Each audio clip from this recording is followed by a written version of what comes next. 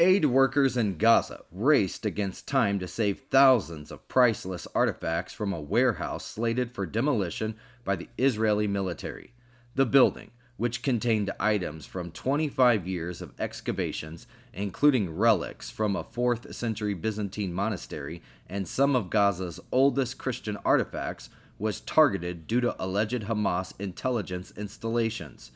With fuel scarce and airstrikes imminent, workers spent hours negotiating with the military, securing trucks, and carefully loading the artifacts, the Times of Israel has reported. Humanitarian groups emphasized the global significance of the items, noting their protection under UNESCO as part of World Heritage. NATO jets intercepted 2 Russian Su-30 fighters armed with supersonic Kh-31 missiles over the Baltic Sea, alongside a Il-20 intelligence aircraft. Sweden and Denmark carried out the operation after detecting aircraft flying without flight plans or transponders. The incident comes amid a surge in Russian provocations, including drone incursions into Polish, Romanian, and Latvian airspace, and large-scale Zapad 2025 war games with Belarus. In response, NATO allies have launched an Eastern Sentry mission to reinforce their eastern flank with additional fighter jets and naval assets, the Daily Mail has reported. European leaders warned that Moscow's escalating aggression, coupled with repeated drone and missile attacks on Ukraine, risks pushing NATO closer to open conflict. 15 people from Russia, Lithuania, Latvia, Estonia, and Ukraine have been charged over a Russia-backed plot to carry out arson attacks across Europe, Lithuanian prosecutors have said. Investigators linked the suspects to Russia's GRU and found that they used courier services to send incendiary devices hidden in massage pillows and cosmetics. Explosions occurred in the United Kingdom, Germany, and Poland in 2024, including at a DHL warehouse in Birmingham and a DPD truck in Poland. Authorities conducted more than 30 searches across the region, seizing 6 kilograms of explosives and issued international warrants for 3 suspects, Euronews has reported. Some of those charged are also accused of an arson attack on a IKEA store, with officials suggesting the incidents may have been a test for a wider plot targeting transatlantic cargo flights. Thieves have stolen $700,000 worth of gold samples from Paris's Natural History Museum after breaking into its geology gallery with power tools. The theft exploited a security weakness caused by a recent cyber attack that disabled alarms and surveillance. The museum warned that the stolen items carry irreplaceable heritage value despite their raw gold worth, CBS News has reported. The heist is the latest in a series of robberies targeting French cultural institutions, including multi-million euro thefts from museums as well as jewelry heists. Christian Bruckner, the prime suspect in the Madeleine McCann's disappearance, has been released from a German prison after serving time for a separate rape conviction. The 48-year-old, a convicted sex offender with a history of crimes in Portugal, was fitted with an ankle tag but faces no charges in relation to Madeleine's case, which still remains unsolved. German prosecutors suspect his involvement, citing phone data placing him near the area back in 2007, but lack sufficient evidence to charge him, the BBC has reported. Despite multiple searches, no breakthroughs have been made, while the UK's Operation Grange investigation continues with ongoing government funding. The Israeli military launched a ground offensive into Gaza City on Tuesday, advancing toward the territory's largest urban center after weeks of bombardment. Hundreds of thousands have fled, but many remain as the assault intensifies. Israel says the operation aims to destroy Hamas's remaining fighters and infrastructure, though officials warn it could last months. The push came the same day the UN-commissioned experts accused Israel of a genocide, a charge that Israel rejected. U.S. Secretary of State Marco Rubio cautioned that time for a ceasefire deal is running out, the Associated Press has reported. Israel estimates 2,000 to 3,000 Hamas militants remain in Gaza City. while the UN says over 220,000 Palestinians have fled northern Gaza in the past month. Gunmen on motorbikes killed 22 people, including 15 at a baptism ceremony in Niger's Talabiri region near the Mali and Burkina Faso borders. Local activists described the attack as a massacre that spread to nearby areas, while authorities confirmed an incident but gave no casualty figures. The assault highlights worsening jihadist violence by groups linked to Al-Qaeda and the Islamic State, which has surged since March and left over 127 villagers dead, this according to Human Rights Watch. Just days earlier, 14 Nigerian soldiers were ambushed and killed in the same region, the BBC has reported. Niger's military government, in power since 2023, has struggled to contain the insurgency, despite forming a regional alliance with Mali and Burkina Faso, and seeking support from Russia and Turkey after expelling Western forces. Tyler Robinson, 22 years old, charged with the fatal shooting of Charlie Kirk, turned himself in to authorities in Washington County, Utah on September the 11th. Fearing a violent arrest, Robinson was accompanied by his father and a family friend, who was a former law enforcement officer, who alerted officials ahead of time. The sheriff's office said conditions were kept gentle and inviting until FBI and other agencies arrived, ABC News has reported. Robinson, described as quiet and somber, now faces charges including aggravated murder, with prosecutors seeking the death penalty, as well as firearm discharge, obstruction of justice, witness tampering, and committing a violent offense in front of a child. 3 police officers were killed and 2 others critically injured in a shooting on Wednesday in York County, Pennsylvania, during a domestic-related investigation, authorities have said. The gunman was shot dead by police and has not been publicly identified. State and federal agencies, including the FBI and ATF, are assisting local authorities. Pennsylvania Governor Josh Shapiro called it a, quote, tragic and devastating day for Pennsylvania, and offered prayers for the victims and their families, Fox News has reported. The scene remained active into the evening as officials continued the investigation. A military helicopter crashed around 9 p.m. Wednesday near Joint Base Lewis McChord in Washington State, base officials have confirmed.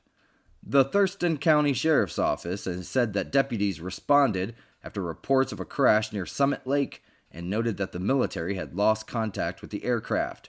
Authorities are working with the JBLM to provide assistance, but no further details have been released, ABC News has reported. David Pittman, 63, was executed by lethal injection in Florida on Wednesday for the 1990 murders of his estranged wife's parents and sister, marking the state's 12th execution in 2025, a record under Governor Ron DeSantis. Convicted in 1991 of stabbing the 3 victims, setting their home on fire, and stealing a car, Pittman maintained his innocence until his death. His final appeal, which argued intellectual disability, was rejected by the U.S. Supreme Court, The Guardian has reported. Florida has 2 more executions scheduled this fall as Governor DeSantis continues an aggressive use of death warrants. Independent lab test on smuggled samples from late Russian opposition leader Alexei Navalny indicate that he was poisoned while imprisoned in a Siberian penal colony, his widow, Yulia Navalny, has said. Navalny, a vocal critic of Russian President Vladimir Putin, died in February of 2024 at the age of 47, with Russian authorities claiming he collapsed during a walk. Navalny has long accused Vladimir Putin of responsibility and called on labs to release their findings, though the specific poison has still not been disclosed, CNN has reported. His death, following years of imprisonment after a previous poisoning, sparked international protest and renewed accusations of Kremlin involvement. 2 people were shot dead Thursday at an Israeli-run crossing between the West Bank and Jordan, Israeli medics said, with the attacker reported neutralized. Jordan acknowledged a security incident but gave no details. The attack follows a similar shooting at the crossing in September of 2024, when a retired Jordanian soldier shot and killed 3 Israelis, the Associated Press has reported. Violence in the West Bank has sharply escalated since the Israel-Hamas war began in October of 2023, as Israel continues a major ground offensive into Gaza City that has displaced more than 200,000 Palestinians. Protesters across France launched strikes and demonstrations on Thursday, crippling Paris metro services and blocking roads in opposition to President Emmanuel Macron's proposed cuts to public services. Clashes with police and tear gas erupted early in Paris, with unions warning that the austerity measures would worsen poverty and inequality for low and middle income workers. Opponents argue the government should tax the wealthy and businesses instead of reducing funding for services like schools, hospitals, and welfare programs, which many see as central to France's social model, the Associated Press has reported. A bomb squad responded Wednesday to a suspicious bag outside Turning Point USA's Phoenix headquarters, just a week after founder Charlie Kirk was fatally shot. Police evacuated the area as a bomb robot and an EOD officer inspected the bag, later confirming no threat. The incident comes ahead of Kirk's funeral on Sunday at State Farm Stadium, the Daily Mail has reported. Meanwhile, a man was arrested for vandalizing a memorial at the headquarters, wearing clothes similar to those seen on Kirk's accused killer, Tyler Robinson, who now faces capital murder charges and a possible death penalty. Canadian Prime Minister Mark Carney is visiting Mexico to strengthen trade ties and coordinate ahead of the 2026 USMCA review. Carney will meet President Claudia Sheinbaum to discuss expanding bilateral trade, investment, and strategies for dealing with U.S. trade policies under President Donald Trump, including tariffs on steel and aluminum. Mexico and Canada aim to maintain the Free Trade Pact while boosting commerce between them, with Canadian companies already the largest foreign investors in Mexico's mining sector, ABC News has reported. The two-day visit includes one-on-one talks, a working lunch with cabinet officials, and a visit to the Canadian Embassy. China and the Philippines clash near the disputed Scarborough Shoal after China accused a Philippine ship of ramming one of its vessels, while Manila said Chinese forces damaged its fishery ship with water cannons, injuring a crew member. The incident came days after Beijing declared part of the shoal a nature reserve, prompting a Philippine protest. Manila said Chinese Coast Guard ships blasted its vessel for nearly 30 minutes, causing significant damage, while a Chinese warship announced live fire drills that alarmed local fishermen, and the Associated Press has reported. The U.S., the U.K., Australia, and Canada voiced support for the Philippines, criticizing China's actions as coercive.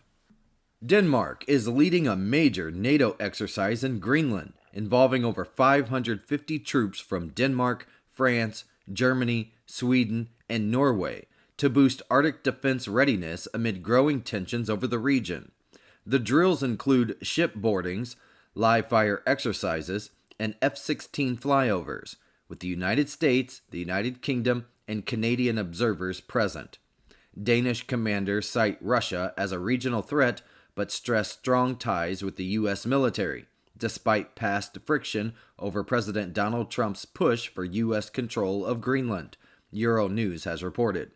Copenhagen recently approved a €1.95 billion plan to expand surveillance and sovereignty capabilities in the Arctic and in the North Atlantic. Russia launched large-scale military drills in Belarus and nearby regions, involving about 7,000 troops, aircraft, tanks, drones, and artillery in mock battles against Western forces. The Zapad exercises, smaller than past versions due to the war in Ukraine, come after a record incursion of Russian drones into NATO airspace in Poland, highlighting tensions. Poland has closed its border with Belarus and deployed 40,000 troops, while Lithuania and Latvia restricted their airspace, ABC News has reported. Though Moscow insists the drills are defensive, NATO remains on alert, weary of escalation and Russia's possible focus on nuclear-capable missiles. Utah Governor Spencer Cox said Tyler Robinson, 22, the suspect in the killing of conservative activist Charlie Kirk, is refusing to cooperate with investigators and has not confessed. Robinson was arrested 33 hours after Kirk was shot dead while speaking at a Turning Point USA event at Utah Valley University. Authorities are still working to establish a motive, with Robinson's friends and partner providing information to police, the BBC has reported. Robinson faces charges including aggravated murder and is being held without bail, while Kirk's death has sparked calls for unity and tributes ahead of a large memorial service in Arizona. Former MMA fighter Conor McGregor has withdrawn from Ireland's presidential race, criticizing nomination rules as a, quote, straitjacket that blocked a true democratic contest. McGregor, who had vowed to curb immigration and promote Irish culture, struggled to secure the required endorsements from MPs or local authorities, and faced minimal public support, with polls showing just 7%. He claimed his campaign highlighted flaws in the system and mobilized a movement of Irish patriots against the establishment, The Guardian has reported. The confirmed candidates now include Heather Humphreys, Jim Gavin, and Catherine Connolly, with Sinn Féin yet to decide on backing a contender. The EU is seeking closer ties with India while acknowledging disagreements over Russia's war in Ukraine, including India's participation in Russian military exercises and purchases of discounted Russian oil. EU officials, including Kaja Kallas, stressed the need for a fair trade deal and stronger cooperation, but noted, quote, clear areas of disagreement with New Delhi. Trade between the EU and India has grown significantly, making the bloc India's largest trading partner, The Guardian has reported. Meanwhile, the EU faces pressure from the United States to impose tariffs on India and China, and is also working to phase out Russian fossil fuels by 2028, with Poland advocating an accelerated end by 2026. Democrats are preparing to oppose a Republican stopgap funding bill, raising the possibility of a government shutdown ahead of the September 30th deadline. Party leaders, including Chuck Schumer and Hakeem Jeffries, are demanding negotiations with Republicans on health care subsidies, Medicaid cuts, and other priorities, while Republicans insist the short-term funding bill leaves little room for policy changes. Democrats released an alternative proposal extending funding through October with policy conditions, but unity within their caucus is uncertain, and some members may support the GOP measure, Politico has reported. With only 2 weeks remaining, both sides are under pressure, and the outcome of potential shutdown talks still remains unclear. NVIDIA announced that it is buying a $5 billion stake in Intel and partnering with the chipmaker to develop PC and data center chips. The deal boosted Intel shares over 30% and NVIDIA shares about 3%, coming weeks after the U.S. government and Japan's SoftBank invested in Intel. The move positions Intel more prominently in the AI race. Analysts say the partnership strengthens U.S. leadership in AI, helping Intel recover after years of struggles, while NVIDIA continues expanding its global AI and data center investments, NBC News has reported. Cracker Barrel shares dropped about 3% on Thursday after the company reversed its controversial logo change following conservative backlash, including criticism from President Trump. The short-lived new logo and modern store remodels hurt customer traffic, which fell roughly 8%, prompting Cracker Barrel to revert to its traditional old-timer branding and store design. The chain also lowered its fiscal 2026 revenue forecast to $3.35 to $3.45 billion, which is below analyst expectations, while warning of higher marketing costs, Reuters has reported. The Federal Reserve cut its benchmark interest rate by 0.25 percentage points to 4.00% to 4.25% in an 11-to-1 vote, signaling 2 more cuts may come before year-end amid slowing job growth and persistent inflation. Chair Jerome Powell described the move as risk management, though some economists see it as active economic steering. The decision reflects heightened concerns about the U.S. labor market, while balancing the Fed's goals of stable prices and full employment, with markets reacting with mixed volatility, CNBC has reported. NASA has confirmed 6,007 exoplanets, marking a major milestone in just 30 years of searching beyond our solar system. The count has grown rapidly, from 5,000 just 3 years ago, with thousands more candidate planets awaiting confirmation. The latest addition, KMT 2023 BLG 1896LB, is a Neptune-like world about 16 times the mass of Earth. NASA's TESS and Kepler missions have been responsible for the bulk of these discoveries, which include over 2,000 Neptune-sized planets with hydrogen and helium-dominated atmospheres, Space.com has reported. Each confirmed exoplanet represents a unique world, expanding humanity's understanding of potentially habitable planets and the universe's vast diversity. An elderly British couple, Peter, who is 80 years old, and Barbie Reynolds, who is 76 years old, have been freed by the Taliban after nearly 8 months in detention and then were reunited with their daughter in Qatar. The couple, who lived in Afghanistan for almost 2 decades, running a training charity, were detained on the 1st of February and then released through Qatari mediation.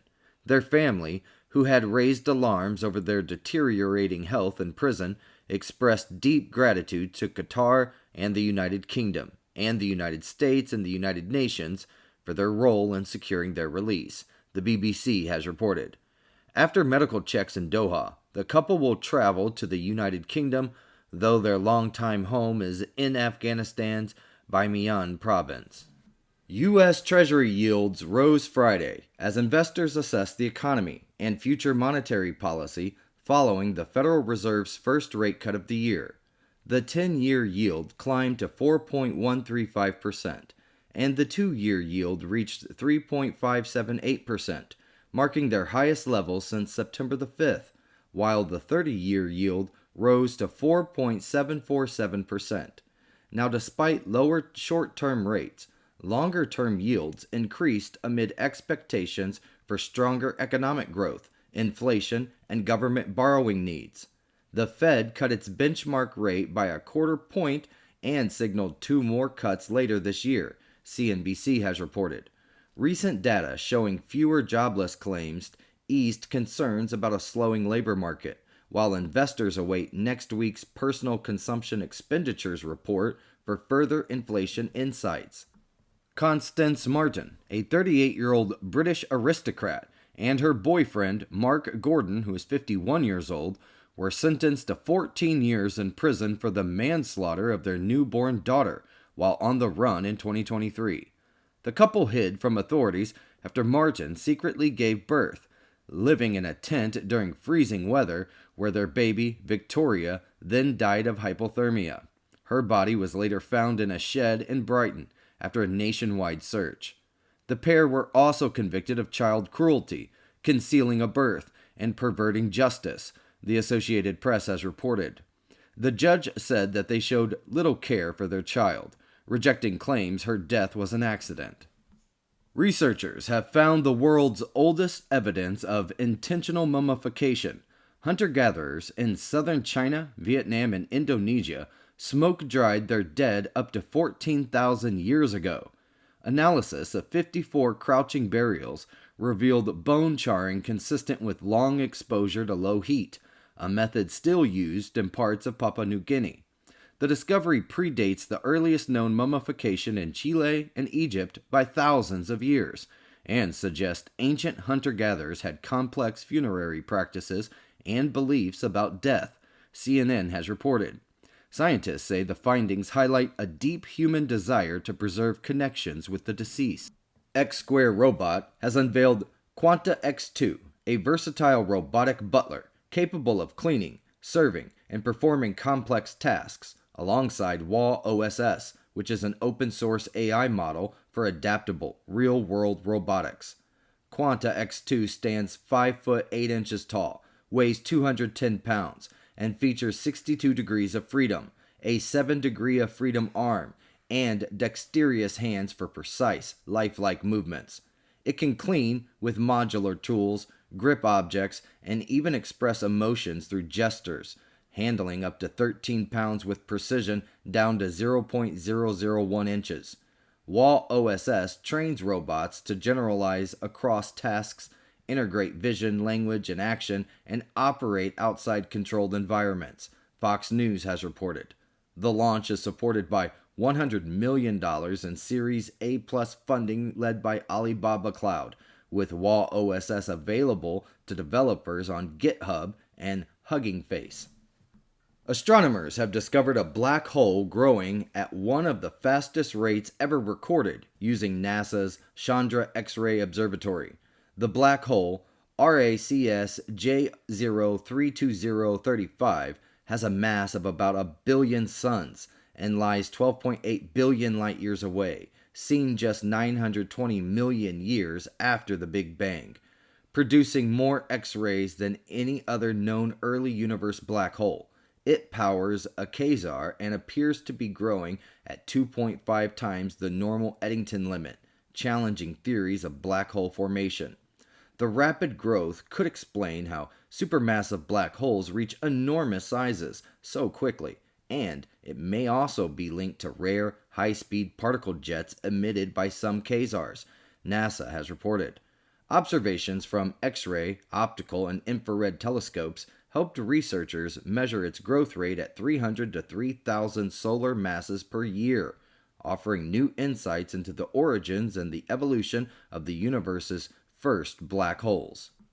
Northrop Grumman's new Cygnus XL cargo spacecraft successfully arrived at the International Space Station on September 18th, a day after a thruster issue delayed its docking.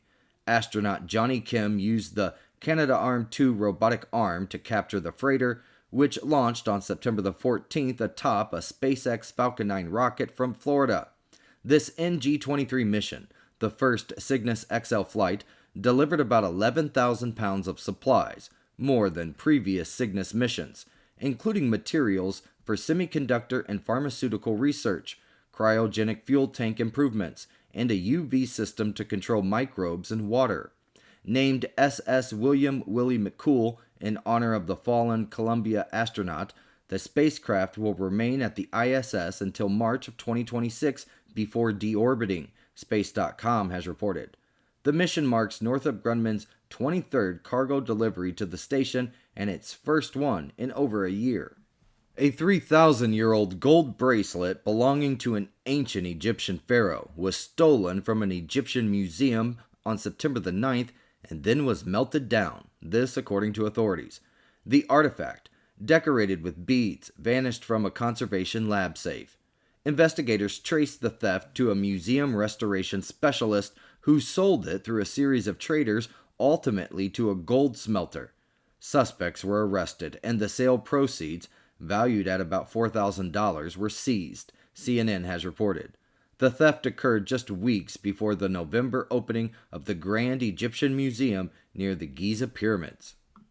Christian Bruckner, the German man suspected in Madeleine McCann's 2007 disappearance, has refused a Metropolitan Police request for an interview ahead of his possible release from a prison in Germany.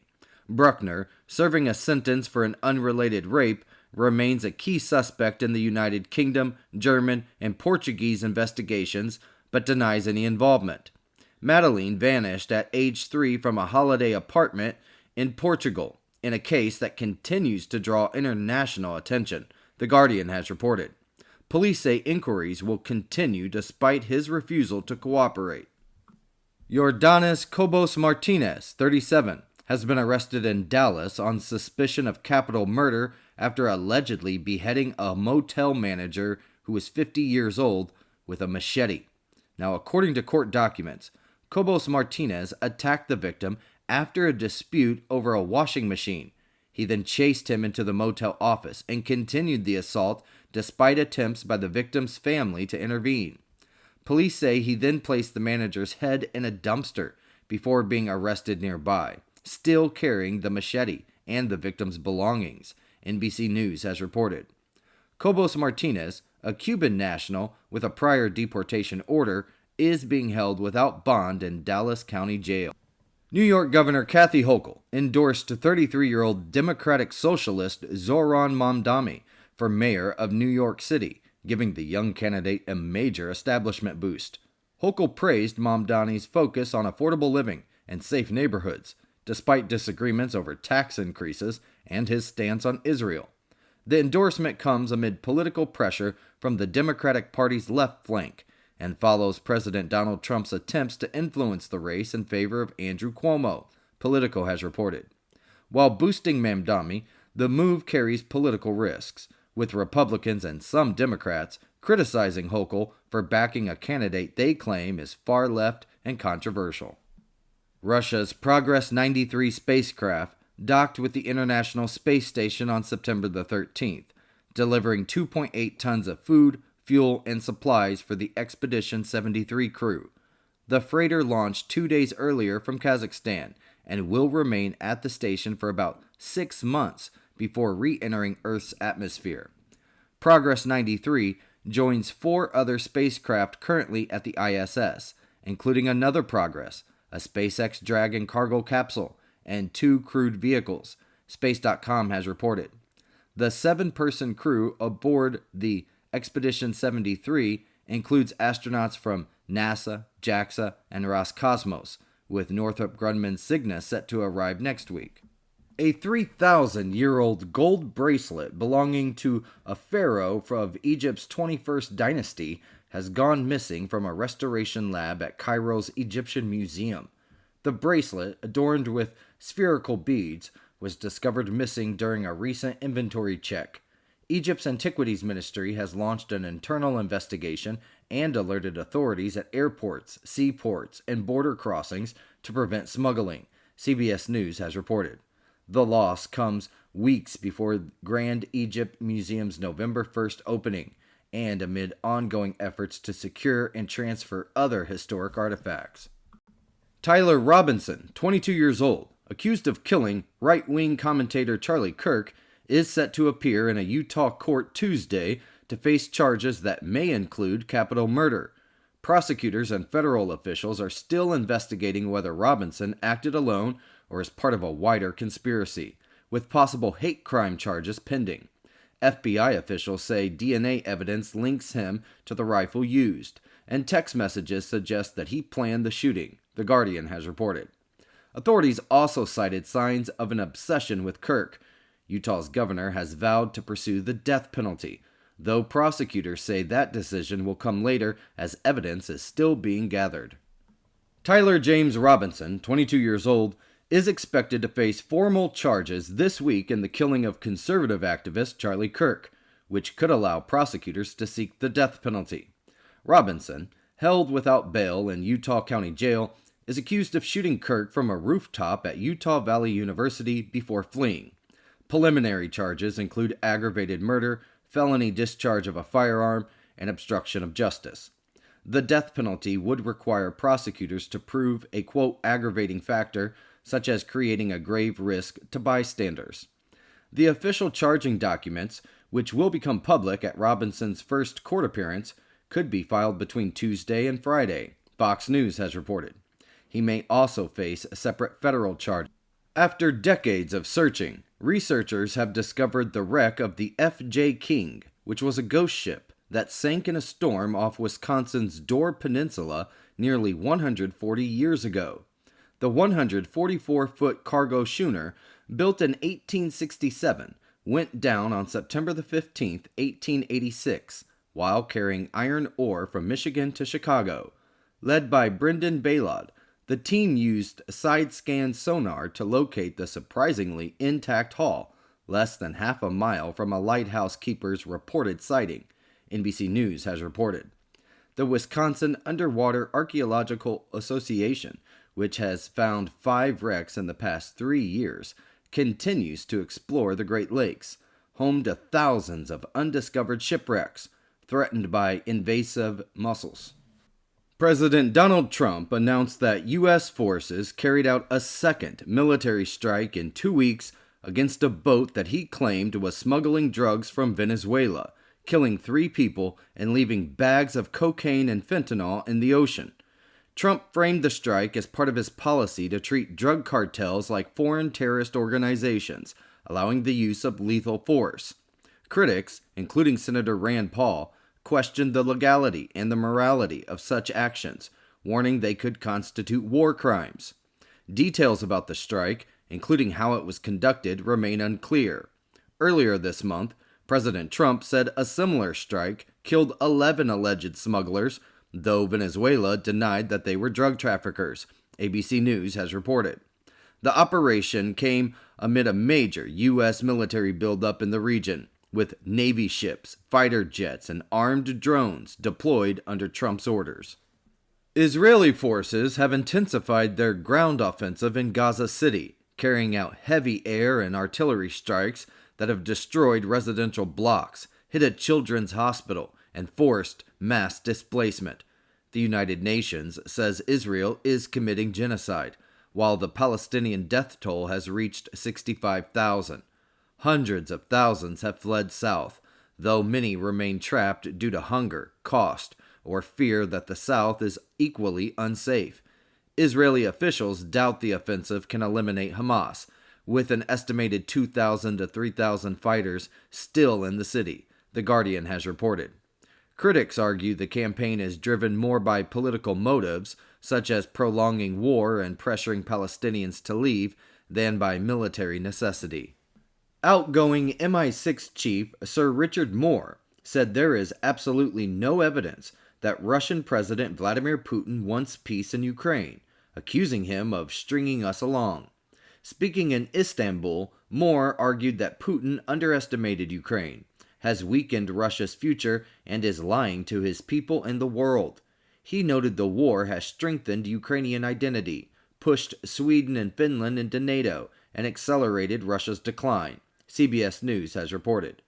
Moore, who leaves his post in September, warned that Vladimir Putin is banking on outlasting Western support in a drawn-out conflict, while Ukraine seeks to boost international defense cooperation and weapons production.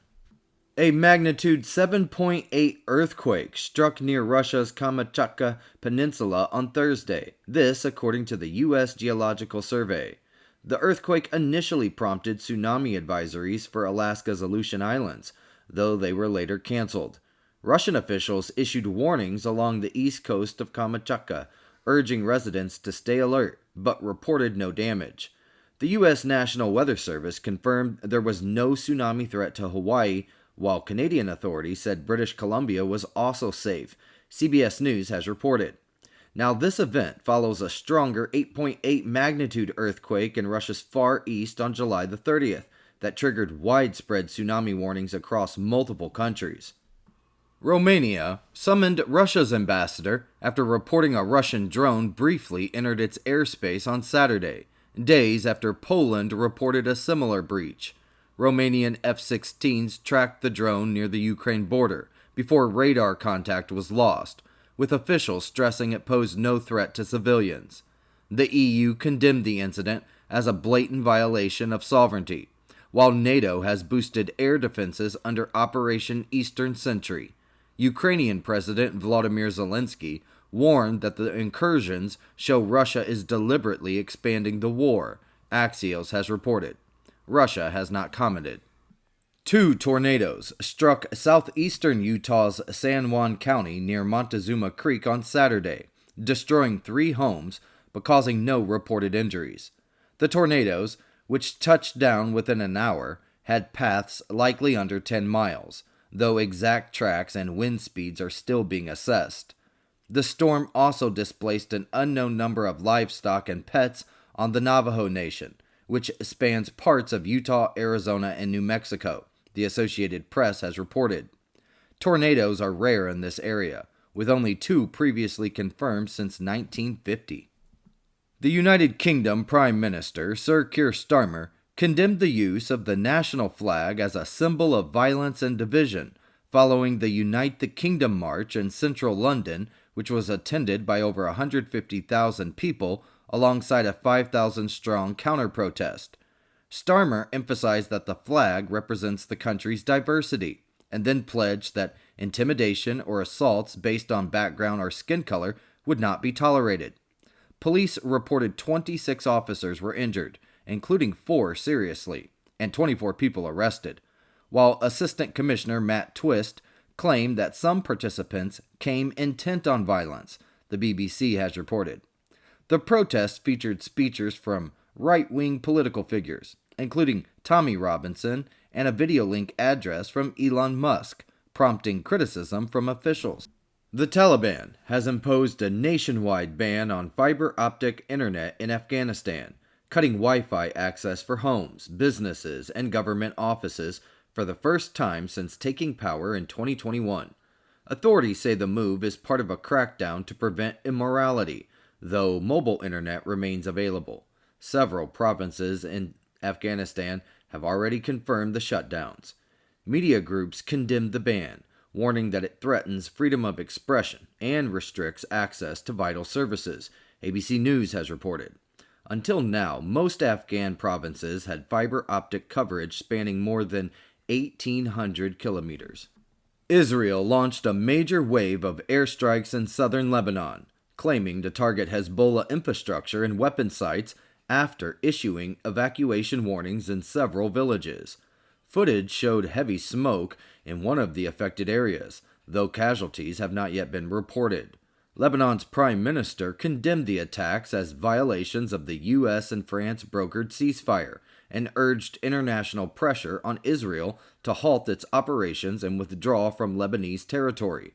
The ceasefire obliges Lebanon to prevent Hezbollah attacks and Israel to refrain from strikes on Lebanese targets, but Israel accuses Hezbollah of resuming activities while Hezbollah rejects disarmament, the BBC has reported.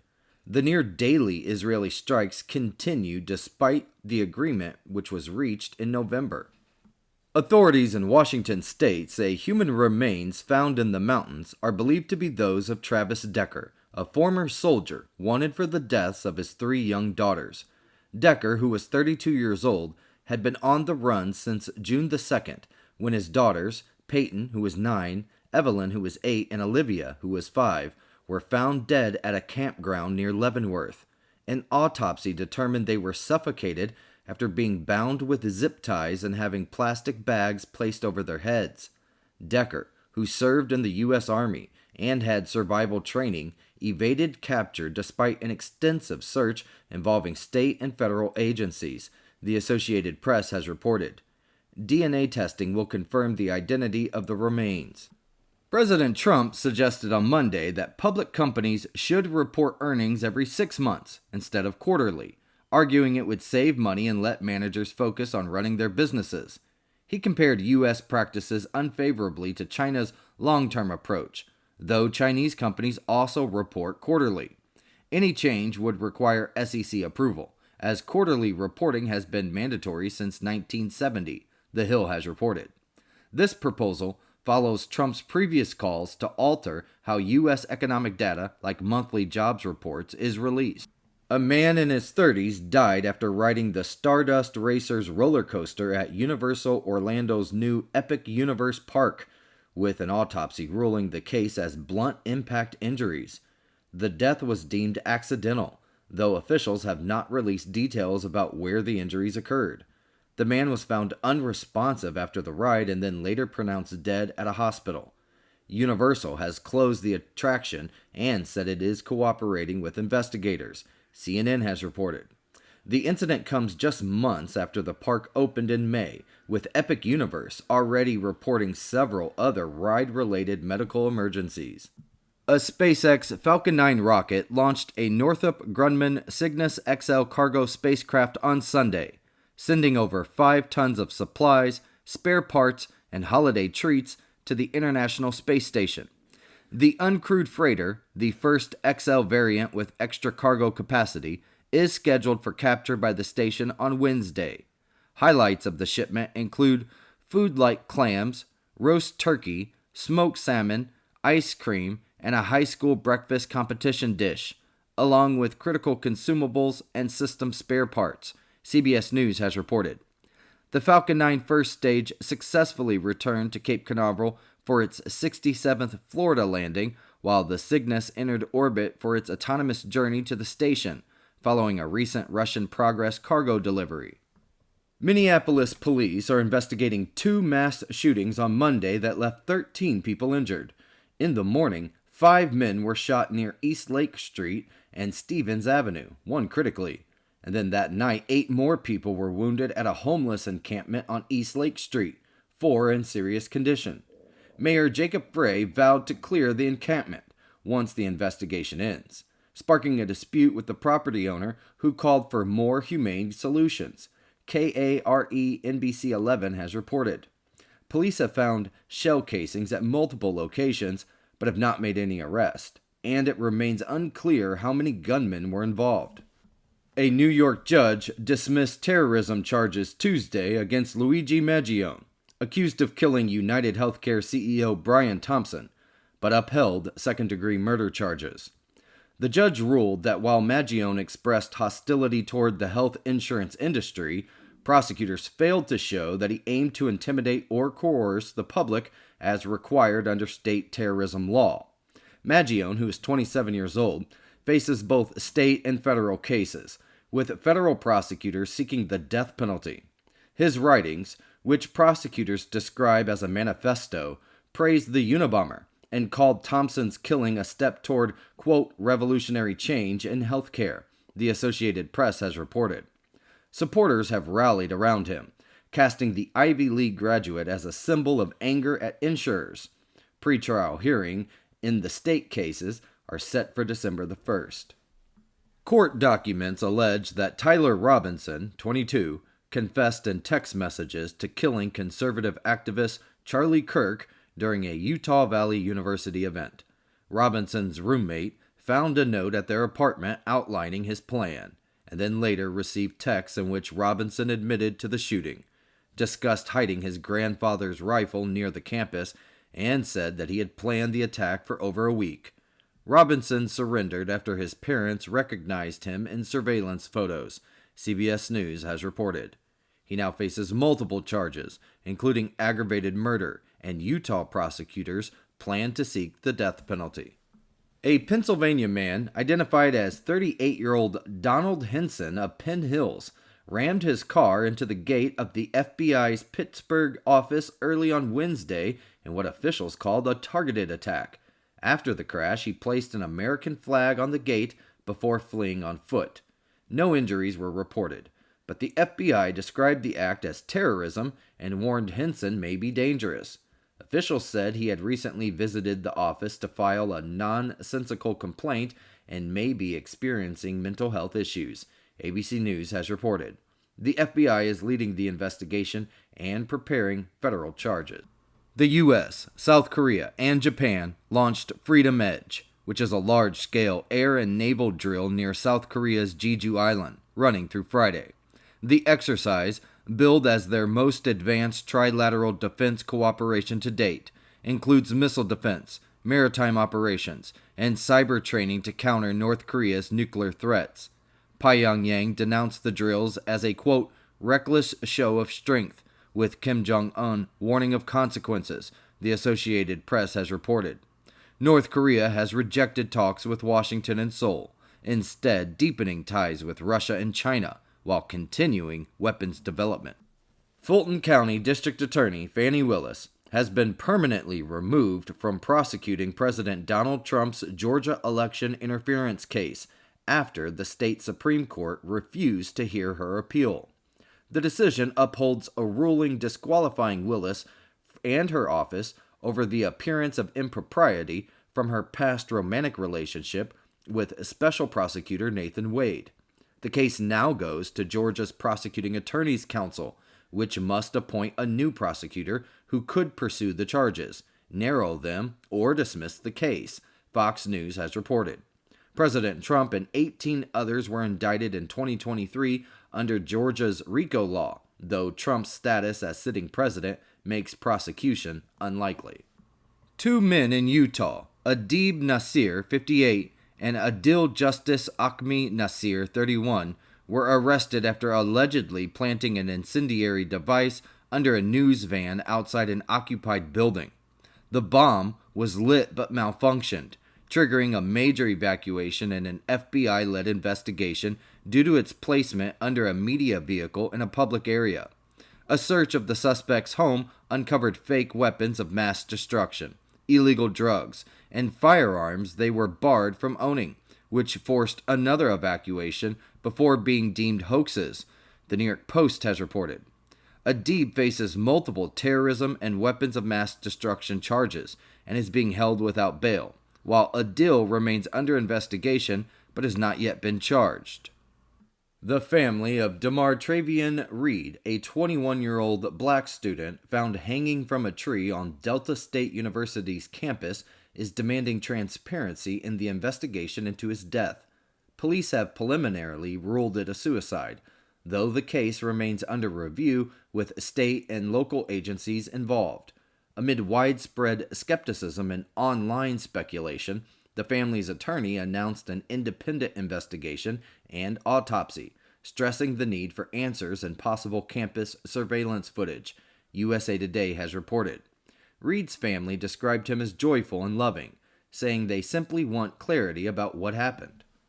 The long-running feud between Adam Schiff and FBI Director Kash Patel erupted during a Senate Judiciary hearing on Tuesday, briefly halting proceedings with a heated shouting match.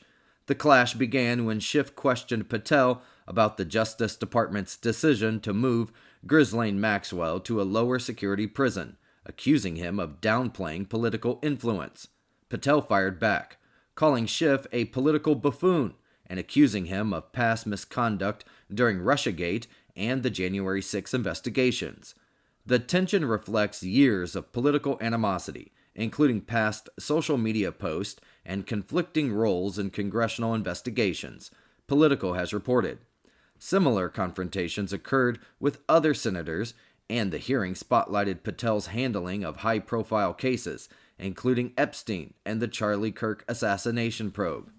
FBI Director Kash Patel told the Senate Judiciary Committee on Tuesday that there is no credible information that Jeffrey Epstein trafficked women to others beyond himself.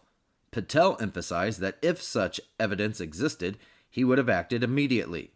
His comments follow a July DOJ FBI memo finding no credible evidence that Epstein blackmailed prominent figures or involved uncharged third parties, and reaffirming that Epstein died by suicide back in 2019, Axios has reported.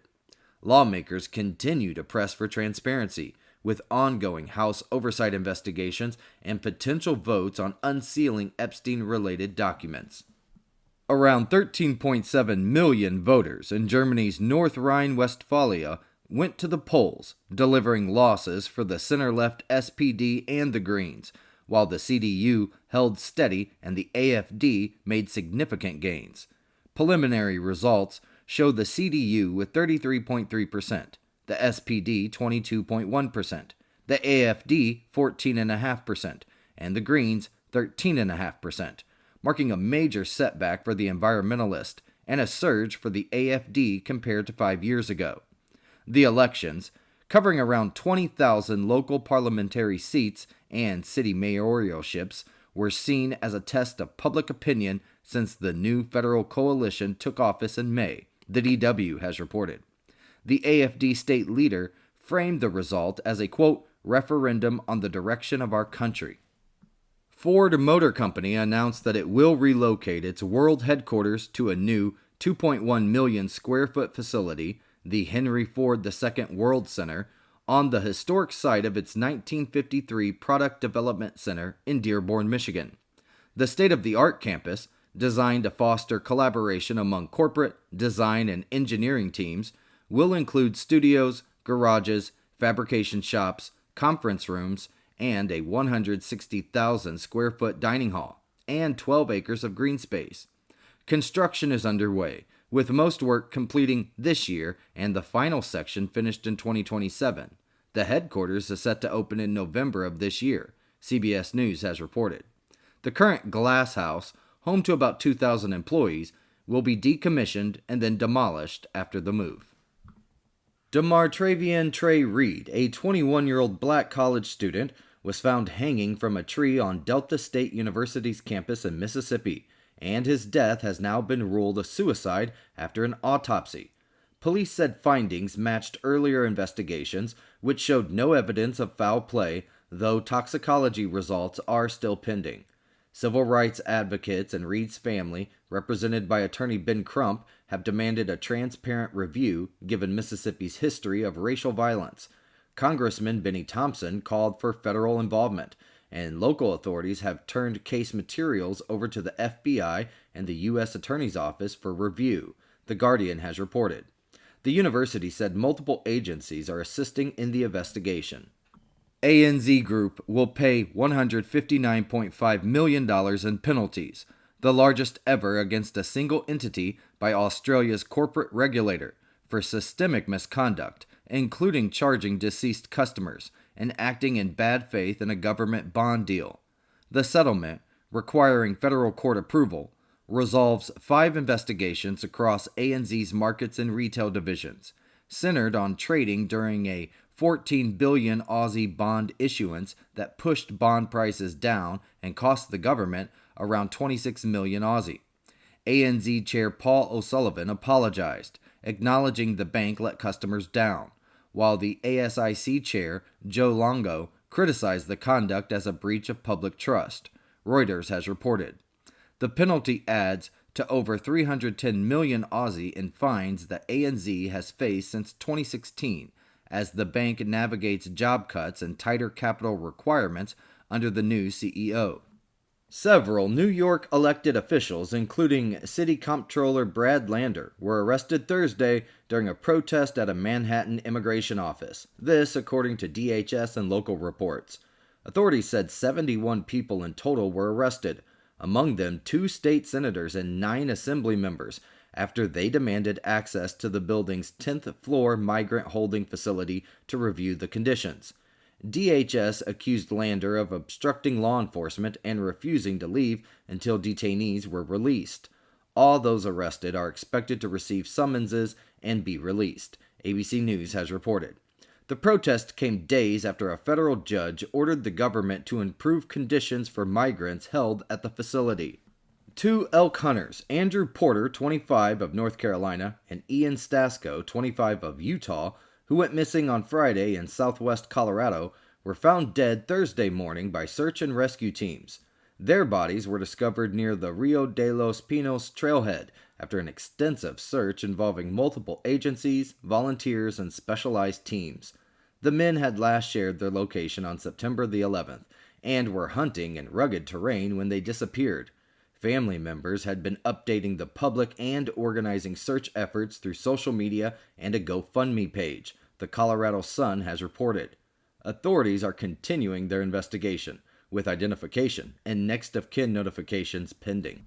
The FBI recently disrupted a major network of hacked devices or botnets, but the takedown freed up tens of thousands of machines that were then quickly seized by new operators, creating even more powerful cyber attack tools. Botnets are now capable of record-breaking distributed denial of service or DDoS attacks, targeting not just websites but potentially entire networks and countries. These networks, made up of internet-connected devices such as routers, cameras, and smart TVs, can reach tens of millions of devices, making them far more dangerous than traditional PC-based botnets, the Wall Street Journal has reported. Experts warn that with growing global reliance on digital infrastructure, such botnets could be used for massive disruption, cyber warfare, or ransomware attacks. During his state visit to the United Kingdom, U.S. President Donald Trump advised UK Prime Minister Sir Keir Starmer to use the military to control immigration, claiming unchecked migration, quote, destroys countries from within. President Trump compared the UK situation to the United States, alleging that millions of migrants entered under the Biden administration. The remarks came days after what London officials said were 150,000 protesters, and what protest leader Tommy Robinson said was 3 million people, marched through the streets of London to protest unchecked immigration. The leaders also announced a $200 billion U.S. tech investment in the United Kingdom, and discussed global issues, including Russia's war in Ukraine and the conflict in Gaza, MSNBC has reported. Starmer said the UK may recognize a Palestinian state at the UN, a plan Trump said he disagreed with. Clone Robotics' CEO discussed the company's mission to build lifelike android robots using synthetic muscles in a recent podcast. Founded in 2021, the California-based startup focuses on creating full-scale humanoid robots capable of natural, human-like movements, leveraging deep learning and fluidic muscle technology. Their robots use pressurized tubes to mimic human skeletal muscles, powered by a compact hydraulic system, allowing versatile motion without the rigidity of traditional motor-driven designs, Interesting Engineering has reported. Clone's first major achievement was developing a human-like robotic hand, and now the team has since built a full-body prototype, aiming to enable robots to perform everyday human tasks in real-world environments. President Donald Trump held a call with Chinese leader Xi Jinping on Friday to push for a deal allowing TikTok to continue operating in the U.S. The discussion, beginning around 8 a.m. local time, also touched on broader trade issues and could indicate whether the leaders might meet in person to finalize agreements. TikTok faces a U.S. ban unless its Chinese parent company ByteDance sells its controlling stake, due to national security and data privacy concerns. Officials said a framework deal on TikTok's ownership was reached earlier this week, including arrangements for U.S. user data and algorithm management, the Associated Press has reported. Trump emphasized TikTok's value and expressed optimism about finalizing a deal, while Chinese officials highlighted the importance of heads of state diplomacy for guiding U.S.-China relations. In her forthcoming memoir, 107 Days, former Vice President Kamala Harris reveals she considered Pete Buttigieg her top choice for running mate in her 2024 presidential campaign. However, she decided it was too risky to run with a gay man alongside her as a black woman, fearing voter backlash.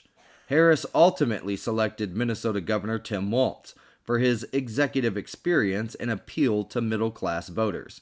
She praised Buttigieg as a, quote, sincere public servant who could communicate liberal ideas to conservatives, but noted both agreed on the risks of the pairing, ABC News has reported.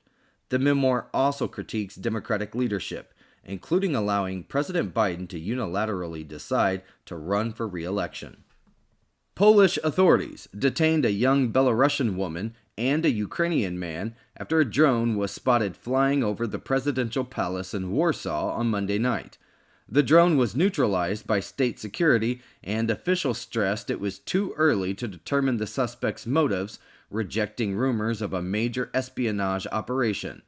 The incident comes as Poland remains on high alert following recent Russian drone incursions that prompted NATO fighter jet responses, The Hill has reported. John Murray Rowe Jr., a 67-year-old former defense contractor from South Dakota, was sentenced to over 10 years in prison for attempting to share classified U.S. Air Force information with Russia, the Justice Department said on Monday. Rowe, who held top security clearances during his nearly 40-year career, pleaded guilty to espionage charges after communicating extensively with an undercover FBI agent that he believed worked for Moscow. Prosecutors said he provided details on U.S. fighter jet countermeasure systems and expressed willingness to work for Russia if he couldn't find employment in the United States, CBS News has reported. He was also fined $25,000 and will serve 3 years of supervised release after prison. ICE agents involved in last week's fatal shooting of 38-year-old Silverio Villegas Gonzalez near Chicago were not wearing body cameras, a DHS official has confirmed. Villegas Gonzalez, an illegal immigrant from Mexico, was shot after allegedly resisting arrest and dragging an officer with his car, this according to ICE. The lack of body cam footage has sparked outrage from family, advocates, and officials, with Illinois Governor J.B. Pritzker and Representative Jesus Garcia demanding transparency, NBC News has reported. The FBI's Chicago field office is leading the investigation. Valentino Luchin, a 62-year-old chef once celebrated in San Francisco's dining scene, has been arrested for allegedly robbing 3 banks in one day in the city's central district. Police say he passed handwritten notes to tellers demanding cash. leaving with bags of money before being identified through community tips and San Francisco Police Department's ambassador program. Luchin, a former executive chef and part owner of the restaurant Ottavio, has previously faced accusations of a 2018 bank robbery in California, where he admitted using a fake gun, the Mirror has reported. He is now in San Francisco County Jail on multiple robbery counts, but has not yet been formally charged. President Donald Trump began his state visit to the United Kingdom on Wednesday by meeting King Charles III at Windsor Castle. Accompanied by First Lady Melania Trump, he attended a ceremonial reception and will join a state banquet with the royal family. Trump, the first modern-era leader to receive two state visits from a British monarch, is set to meet Prime Minister Keir Starmer Thursday at Chequers, ABC News has reported. The visit, featuring the largest guard of honor for a UK state visit and a joint U.S.-British F-35 flypast, aims to celebrate the U.S.-UK special relationship and the upcoming 250th anniversary of the United States. Nepal's first female prime minister, Sushila Karki, took office on Sunday, calling for calm and cooperation to rebuild the country after violent protests left at least 72 people dead and caused widespread destruction.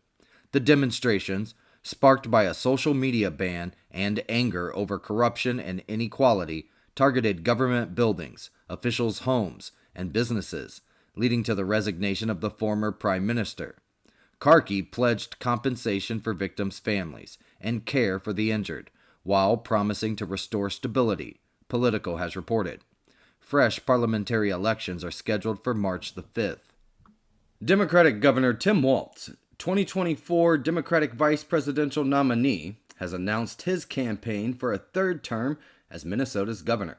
Highlighting progress in the state, Walz criticized President Donald Trump and Vice President J.D. Vance, while addressing issues like gun violence and the need for unity. Walz, who is 61 years old, gained national attention during his brief stint as Kamala Harris's running mate and has faced scrutiny over his record as governor and past military service, Fox News has reported. First elected in 2018 and then re-elected in 2022, he aims to become the first Minnesota governor in 6 decades to win a third consecutive term, facing Republican contenders including Kendall Qualls and Scott Jensen. Former MMA fighter Conor McGregor has withdrawn from Ireland's presidential race, criticizing nomination rules as a, quote, straitjacket that blocked a true democratic contest. McGregor, who had vowed to curb immigration and promote Irish culture, struggled to secure the required endorsements from MPs or local authorities, and faced minimal public support, with polls showing just 7%.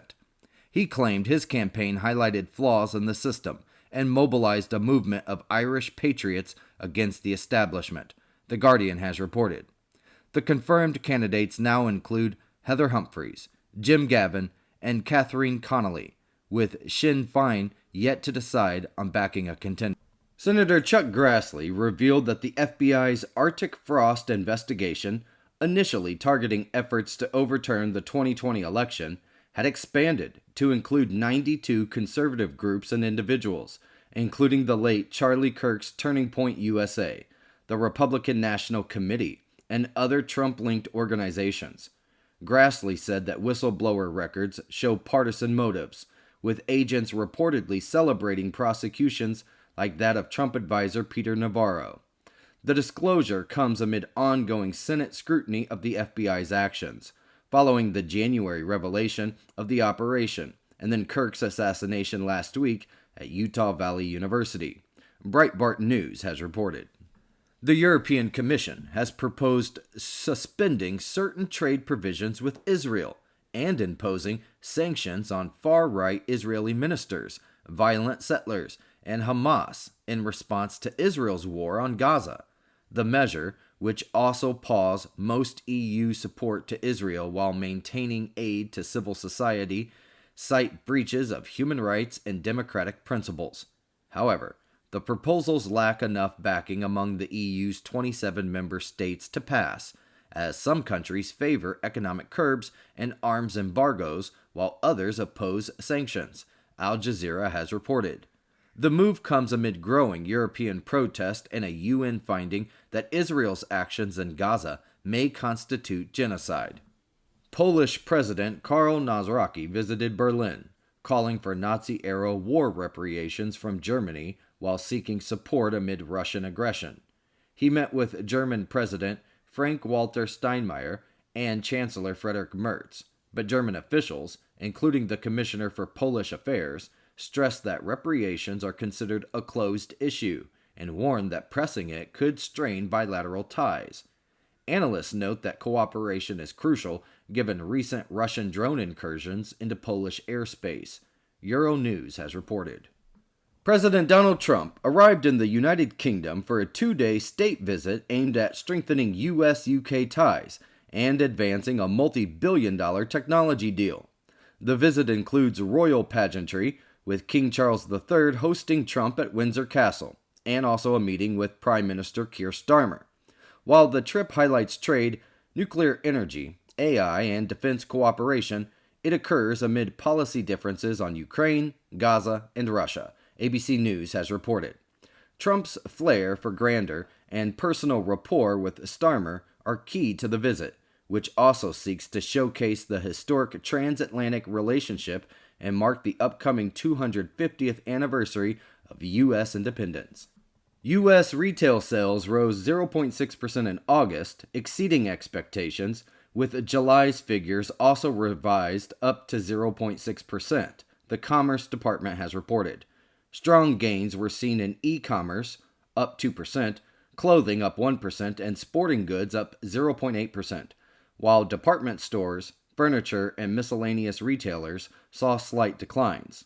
The data, unadjusted for inflation, highlights robust consumer spending despite labor market concerns and rising prices, providing a bright spot for the economy amid fears of a summer slowdown, Axios has reported.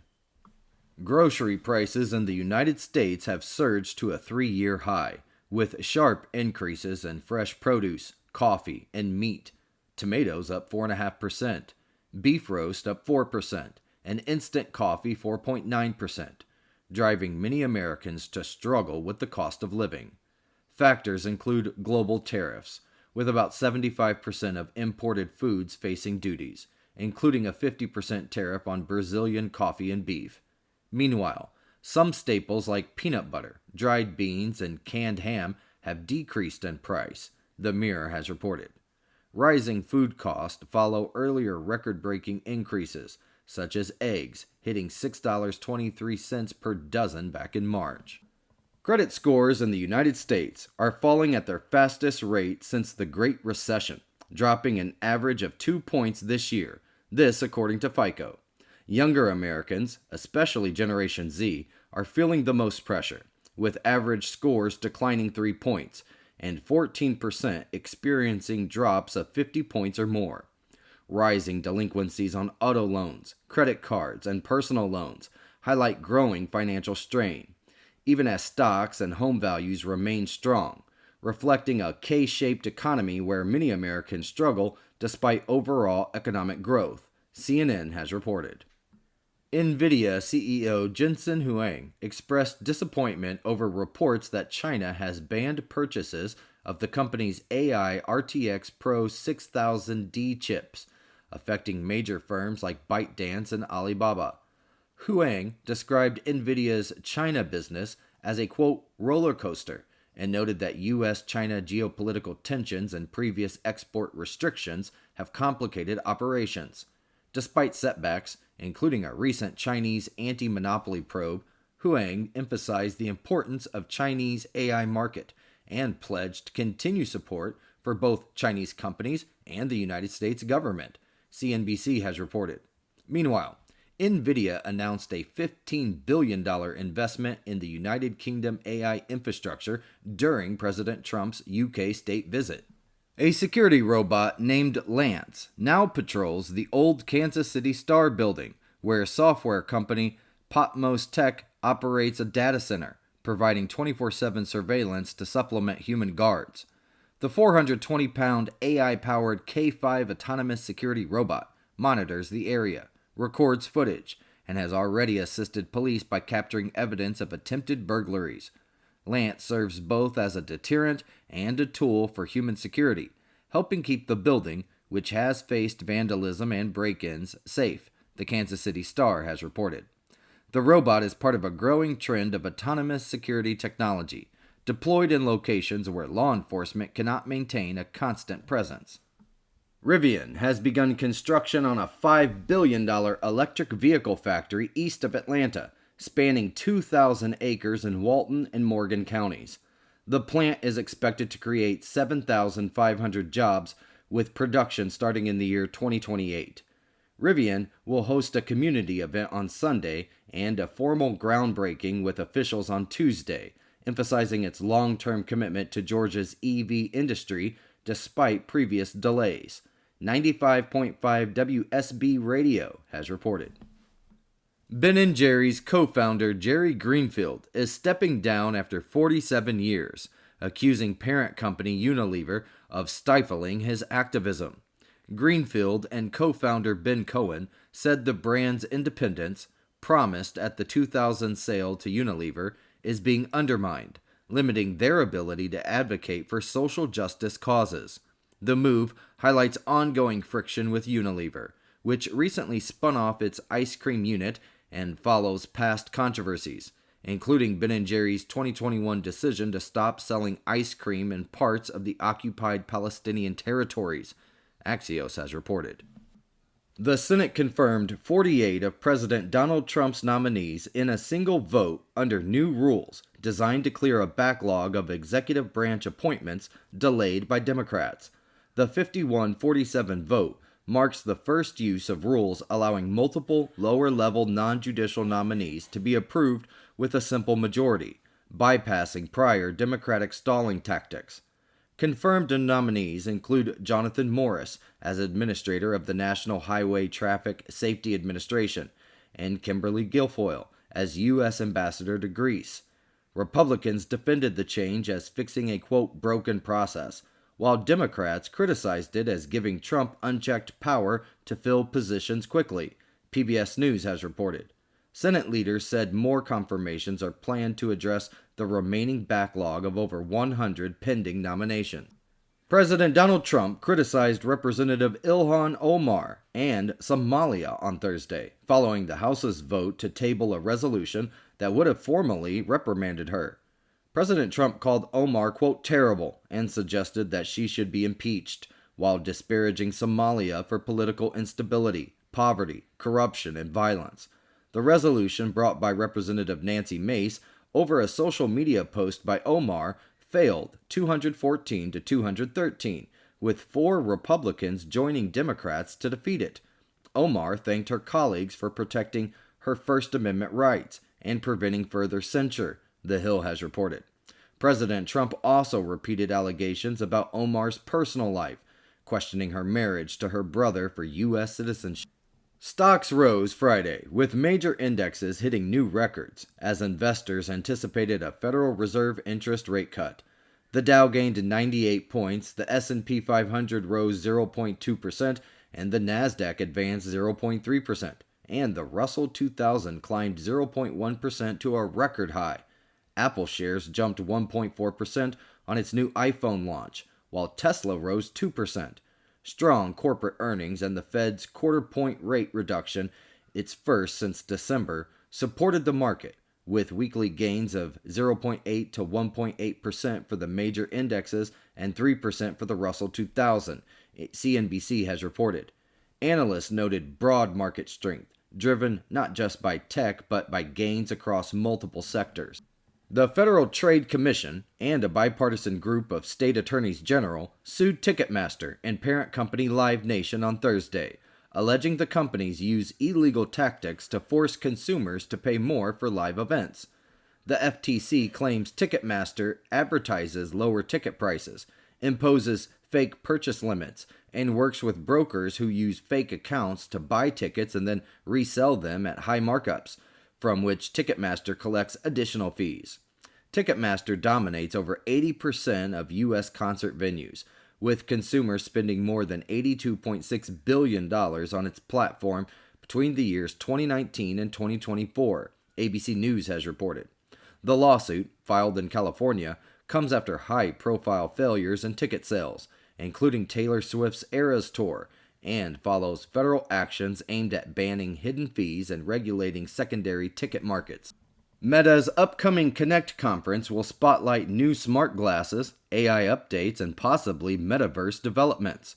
The company is expected to unveil Hypernova glasses with a small display in the lens, controlled via a wristband using SEMG technology, priced around $800.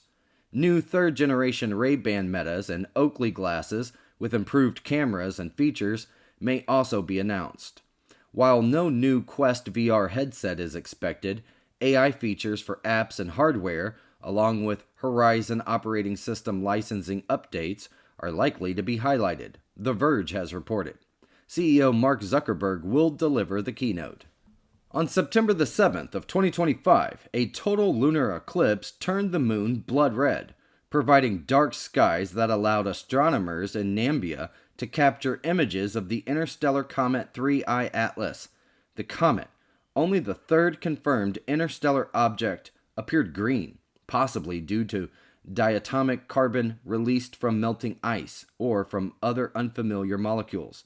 Its unique glow and chemistry offer scientists a rare chance to study material from another star system, though many aspects of 3I Atlas remain mysterious, Space.com has reported.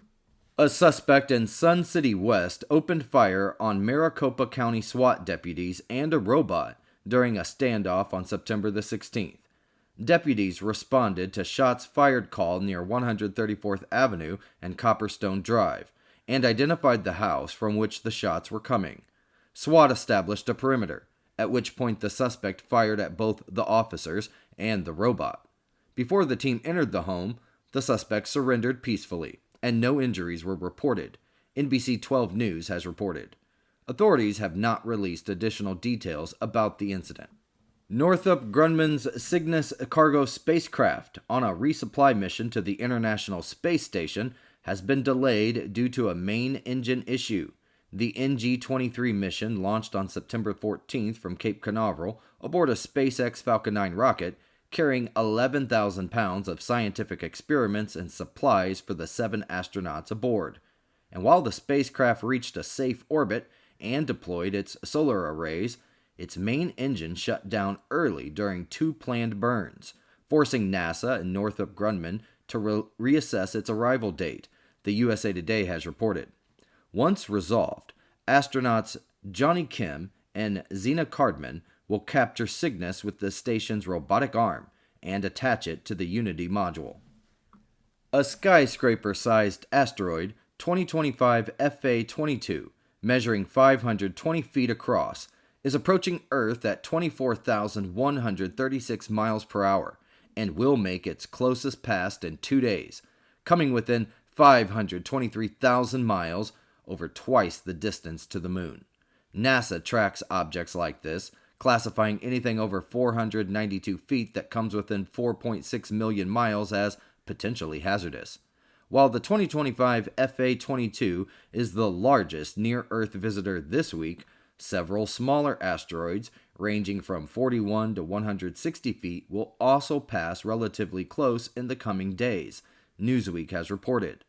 NASA's Center for Near-Earth Object Studies monitors such objects to assess impact risks, with famous asteroids like Apophis confirmed to pass safely in the year 2029. Archaeologists at Italy's Palazzone Necropolis in Perugia have uncovered a 2,300-year-old Etruscan urn featuring intricate Medusa carvings, floral motifs, and cursive inscriptions. Unlike typical burials, the urn contained 3 intact terracotta vessels, a cup and 2 jugs, suggesting it was used in a symbolic burial rather than holding human remains. Experts note that the Medusa imagery was likely ritualistic, meant to accompany the deceased into eternity, Men's Journal has reported. The find sheds new light on Etruscan funerary practices during the Hellenistic period, highlighting their complex and still surprising rituals.